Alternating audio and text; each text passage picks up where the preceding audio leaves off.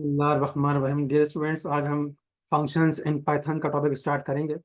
और फिगर 3.32 का जो कोड है, इस कोड को हम ट्राई करते हैं। तो इस यहाँ पे आप देखें, सबसे पहले लिखा हुआ है डिफाइन कीवर्ड, DEF। ये डिफाइन कीवर्ड है, ठीक है।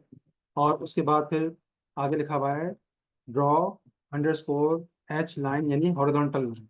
उसके बाद पैरेंथेसिस है और फिर कॉलन।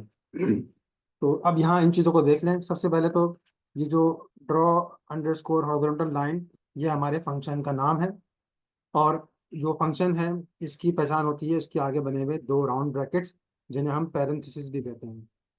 तो जिस नाम के साथ भी इस तरीके से दो राउंड ब्रैकेट्स लगे हुए हों, तो वो पहचान है कि ये फंक्शन है।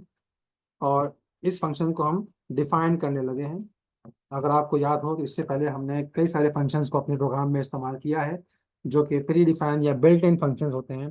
फॉर एग्जांपल, आपने प्रिंट को इस्तेमाल किया है, या इनपुट के फंक्शन को, एवेलुएट के फंक्शन को, रेंज के फंक्शन को। आपने इन फंक्शंस को कई बार प्रोग्राम्स में इस्तेमाल किया है।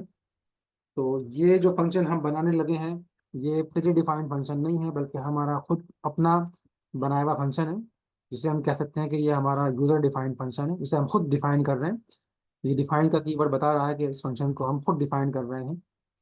अब हम इस फंक्शन में क्या काम करेंगे, जिस तरह यहाँ फिगर 3.32 में लिखा हुआ है कि हम एक लाइन ड्रॉ करेंगे, जो कि अंडरस्कोर की लाइन होगी, या डैश की लाइन भी आप बनाना चाहें तो बना सकते हैं। मैं इस फंक्शन की बॉडी के अंदर प्रिंट करता हूँ। और क्या प्रिंट करता हूँ? एक डैश को प्रिंट करता हूँ मैं।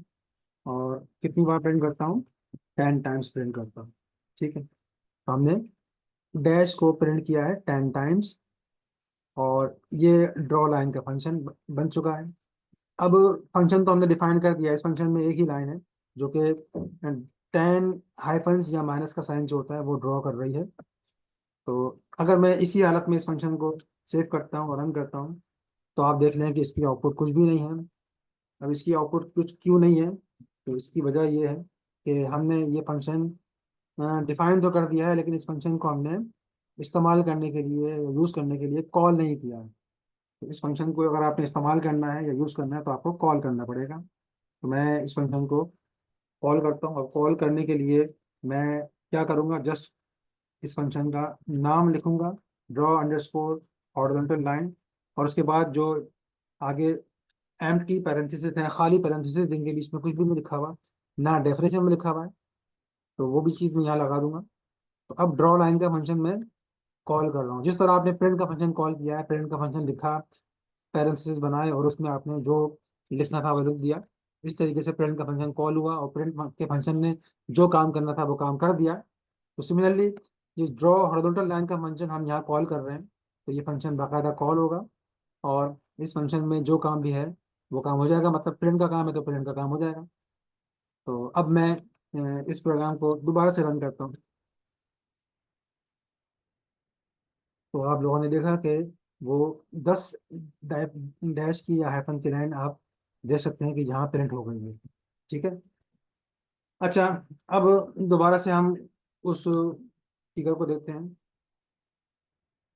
यहाँ पे एक और फंक्शन है, ड्रॉ वर्टिकल लाइन का। तो इसको भी ज़रा हम डिफाइन कर देते हैं। अब एक नया फंक्शन हम बना रहे हैं, तो मैंने दोबारा लिखा डिफाइन। इस फंक्शन का नाम है ड्रॉ अंडरस्कोर वी लाइन, यानी वर्टिकल लाइन। तो इसका नाम इसके नाम से थोड़ा डिफरेंट है। वहाँ हॉरिजॉन्टल लाइन थी, तो यहाँ वर्टिकल लाइन ड्रॉ कर रहे हैं हम, ठीक। उसी तरीके से हम डिफाइन का कीवर्ड लिखा, आगे एम्प्टी पैरेंथेसिस और कोलन। अब इस फंक्शन की बॉडी में, प्रिंट के फंक्शन के अंदर, हमने वर्टिकल लाइन के लिए हमने इस सिंबल को, जिसे पाइप भी कहते हैं, इस सिंबल को हम इस्तेमाल करेंगे। तो इस सिंबल से एक वर्टिकल लाइन ड्रॉ हो जाएगी, ठीक है। ये एक वर्टिकल लाइन ड्रॉ होगी, ठीक। और अगर आपने मल्टीपल वर्टिकल लाइंस ड्रॉ करनी है, तो फिर उसी तरीके से आप जितनी लाइंस ड्रॉ करना चाहें उतनी बार स्टार लिख के वो नंबर इस्तेमाल कर सकते हैं। बहरहाल, अभी मैं एक ही वर्टिकल लाइन ड्रॉ करता हूँ, और मैं ड्रॉ अंडरस्कोर वी लाइन का फंक्शन कॉल करता हूँ। पहले हॉरिजॉन्टल लाइन का फंक्शन कॉल करूंगा ताकि एक हॉरिजॉन्टल लाइन ड्रॉ हो जाए, उसके बाद वर्टिकल लाइन का फंक्शन कॉल करूंगा ताकि एक वर्टिकल लाइन ड्रॉ हो। मैं इस प्रोग्राम को रन करता हूँ। तो आप देख लें कि एक हॉरिजॉन्टल लाइन ड्रॉ हुई है और एक ये वर्टिकल लाइन आपको नजर आ रही होगी। और आप अगर चाहें तो इस वर्टिकल लाइन को थोड़ा बड़ा भी कर सकते हैं। फॉर एग्जांपल मैं इसको स्टार 4 लिखता हूँ, तो इसकी लेंथ थोड़ी बढ़ जाएगी, 4 मरतबा पाइप प्रिंट होगा। तो मैं इसको दोबारा रन करता हूँ। अच्छा, अब आप लोगों ने देखा कि वो 4 जो ड्रॉ हुए हैं वो एक ही सीध में ड्रॉ हो गए हैं, ठीक है। तो हम तो इस तरह नहीं चाह रहे थे कि वो एक ही सीध में ड्रॉ हो।